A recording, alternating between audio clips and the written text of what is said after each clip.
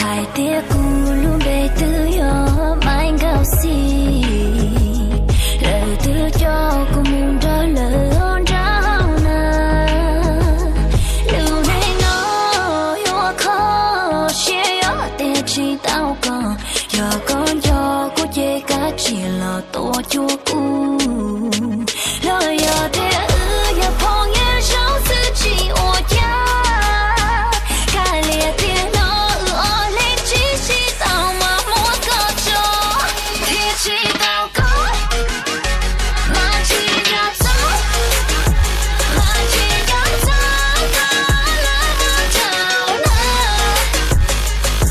lúc chia một tia tao có lúc chia một tia tao có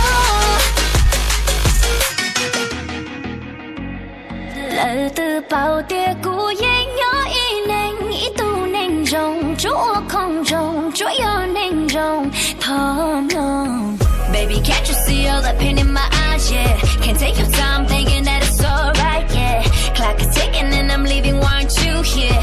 Flashback to last night when you were there. Said I'm a good woman, why you gotta do that? Said you wanna love me, but you can't even be here. Baby, through the time, yeah, I was your ride. Said you love me till the day I die. Why you gotta lie though? Why you gotta hide though? I'm about to live with strangers, so where you at though? Who's up on the bar?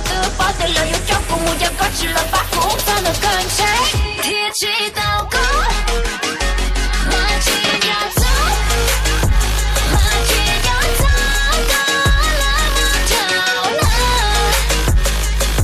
lúc chia một tia tao có lúc chia một tia tao có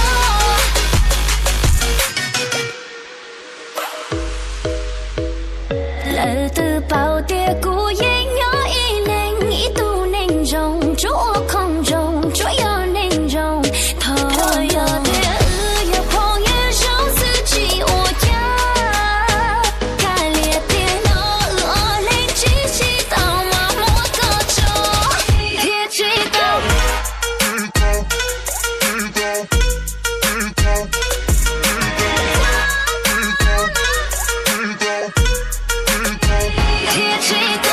Baby, can't you see all that pain in my eyes, yeah? Can't take your time